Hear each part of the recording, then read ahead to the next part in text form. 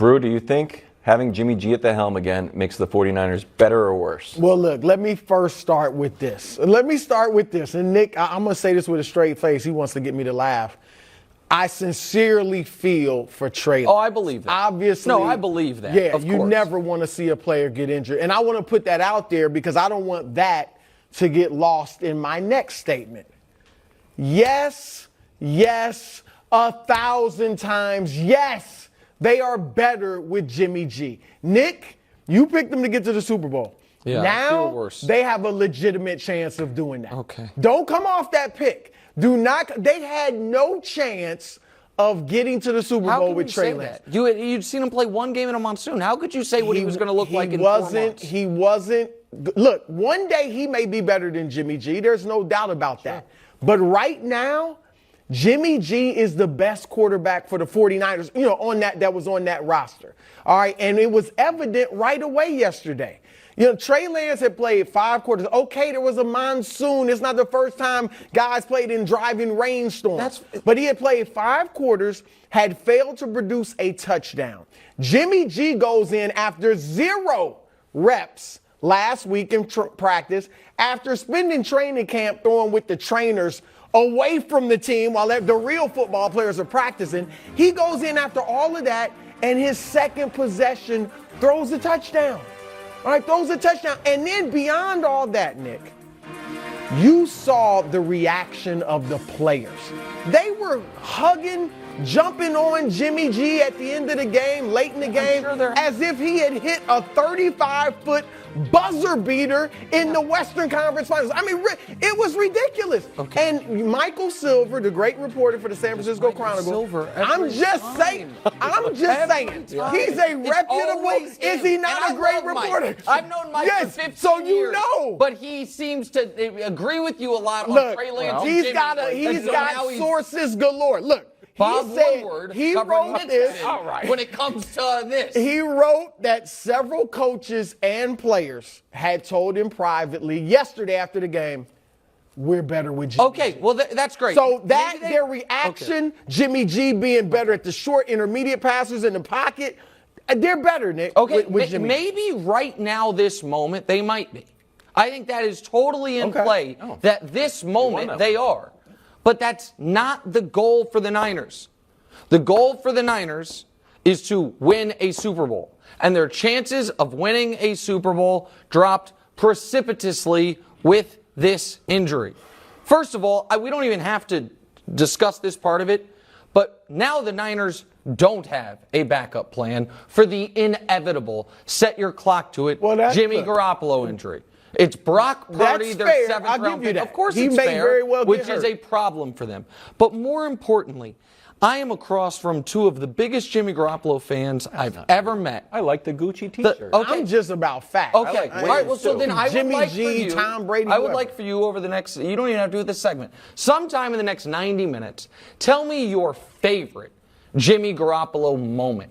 Your favorite Jimmy Garoppolo game. Tell me, Jimmy Garoppolo's played in a ton of big games by virtue of being on the Niners. What's the one time he outplayed the other team's starting quarterback? He's played in 6 playoff games. Is that the goal? Is there? Well, you heard Jimmy G. No. He just said it. I understand. That is what I would say also. If my stats stunk and I was carried by my coworkers, I would say, don't look at the numbers. It's just about, he does say the right things. But the answer is you don't have one. And what the Niners know, what Kyle Shanahan and John Lynch knew when they traded for Trey Lance was that at some point to win a Super Bowl, our guy, not every game, but at some point, our guy is going to have to outplay their guy. At some point, our quarterback is going to have to walk off the field saying he played a better game. He has played 6 career playoff games. It's never happened. But not by quarterback rating, not by eye test, not by just any possible metric. And so the idea that the Niners now are in a better position, are they in a better position next week to beat Mr. Quite Limited? Maybe. Mm-hmm. We'll see, how Jimmy plays, and we don't know where Trey Lance was going to be in his development. But are they in a better position, Wildes, to be able to win 4 consecutive playoff games, 3 of which will undoubtedly come against excellent quarterbacks, at least 3 of which? No. Of course not. Which is why they initially made the move, and it's why it's so devastating for San Francisco in the short term and the long term. Okay, here's the thing. I think your views on Jimmy G need to evolve, just like Kyle Shanahan. I've got 2 quotes from Kyle Shanahan, who loves flat brim hats and flip-flopping a little bit on Jimmy G. In July, here was the quote. "We have moved on to Trey." Pretty definitive. "We think Jimmy would have been traded if the surgery didn't happen." End of story, right? Right. What did he say yesterday to Peter King? It's in Monday Morning Quarterback. Can we show that quote panel? "It's a long time since this franchise had a quarterback situation like this one, with 2 guys we know can win." Buckle up, Nick. Probably back to Joe Montana and Steve Young. Look. I'm not comparing these guys to Joe and Steve, but I'm talking about going into games now knowing we've still got a great chance. Buckle up. I don't know if he's Montana in that situation. No, he would be Montana. He's Montana. He would be He would be Montana. And Montana. Trey He is on that Lance would graphic be with Steve. Montana. Right, and Trey Lance would be Steve Young. yes, Pretty he good. is. So Yes, you're- he is. Go ahead. So you talk about, into the playoffs. Let's look upcoming games for the 49ers. They've got the Broncos. Can they win that game? Of course. I know it's Yes. going to be tough for you. It's They- gonna be they torn. can win it, though. But they can win it. The Rams, maybe not. The Panthers is a win. The Falcons is a Of win. course. And then the First Things First Bowl. Bum, bum, bum, bum, bum. Oh, I can't wait. October 23rd. But that's- I cannot wait for that one. Listen, but that's one of the reasons I picked them to go to the Super Bowl.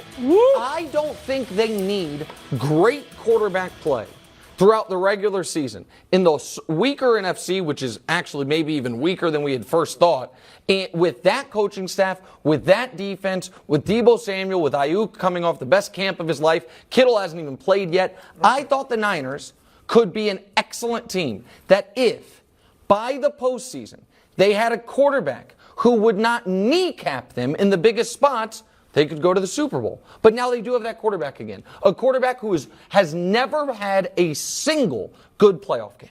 But Not he's one. been, okay, I'll give you all that. But he's been to the Super Bowl, all right. He had his team, 7 minutes away from a And they lost because championship? he couldn't make a play. Well, they also lost because Kyle Shanahan wouldn't run the football either, even though they had been averaging almost 7 yards a game.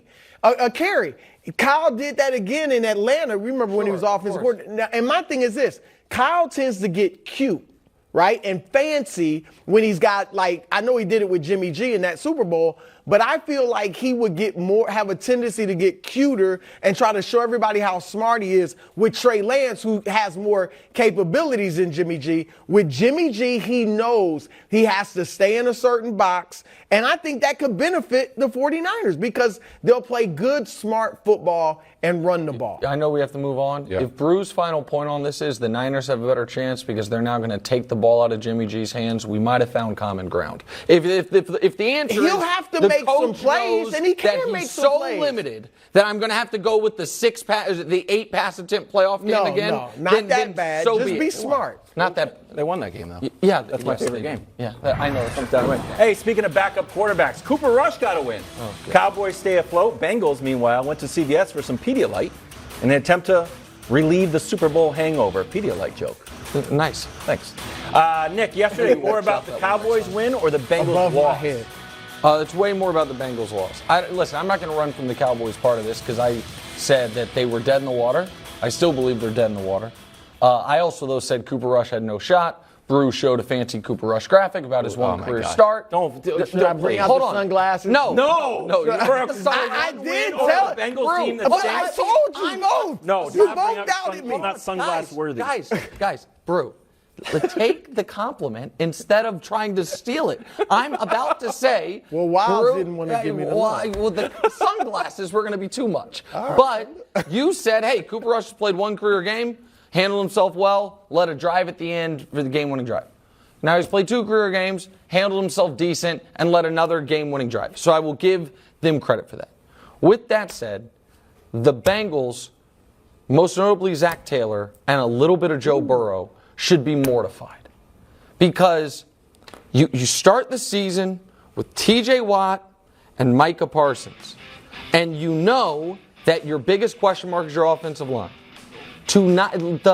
I've heard a lot of Micah Parsons, Derek Thomas comparisons. Yep. And by the way, I think those are super valid. But one of the reasons DT was such a devastating force was because it was so hard to double team him because those Chiefs defenses had Neil Smith and Dan Saliamua and all these people up front, right?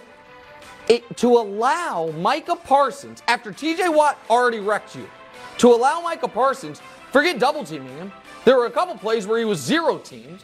It's just shows such a lack of coaching acumen as far as preparing your team for the game. And the reason I said a little bit on Burrow, Brew, is because Burrow is the one in charge of calling out the protections, and Burrow's got to get rid of the ball quicker. He does. He just flatly has to get rid of the ball quicker. So I don't think the Bengals are dead, but I do think that I think the Cowboys, they won the game. I still don't believe in them. I think the Bengals, there's real reason to be concerned, but I still think they're a playoff team. I still think they can right the ship. Okay, before I get to the actual question, I do want to give Cooper Rush a little bit of love, all right? Because him coming out and leading them on 2 scoring drives in the first 2 possessions was huge because we said last week the key for the Cowboys is to run the ball and let your defense win the game. Getting up 2 scores allowed them to run the football, and it made you knew Cincinnati had to throw it. They like to throw it anyway, obviously, but they had to throw it, and that allowed Parsons and company to get after him, and they sacked him 6 times. And to add to that, just very, very quickly, because I've always killed him, Mike McCarthy going for that 4th and 2 set the tone for the game. And I got to give that was big. I You're give him love? Yeah, give him credit for that. It was when it's a David Goliath situation when you're a heavy underdog, you've got to add variance. Him going for that 4th and 2 on the first drive, I thought was a gutsy, smart move, and it worked out. But that's good. That was. To answer the question, I'm with Nick. It is more about the Bengals. I think they're done. Okay. I think they're done. 0-2, and I'm saying it. Look, done last year can't make the playoffs. Won't make the play. Will not make the playoffs. Obviously could. Right. No, but will not make the playoffs. Last year, 7 teams started 0-2. None made the playoffs. Since 1990, 11% of the teams starting 0-2 have made the playoffs. And look, here's the thing. It's not just that they're 0-2. Is that obviously the offensive line is a mess. We thought it was bad last year. He's been sacked 13 times, Burrow. The only other quarterback to be sacked in double figures is Jameis Winston with 10. Everybody else is in single digits. To be resolved. The annoying part is it was supposed to be. And they haven't even played 2 great teams. Yeah, I know you've got offensive line thoughts because I heard you ranting about it. I don't know if you were practicing your take behind a room with someone. No, I think it was obvious that the Bengals had offensive line issues and they addressed it the right way. They went and thought. Yeah, and the fact that it's still bad makes me think it's coaching. You got all pros on the offensive line. Make it work for you. So I'm not ready to write the Bengals off just because I believe in Burrow. 7th toughest schedule in the league. Thanks for watching. Subscribe here to get more from the show and to check out clips from other shows on FS1.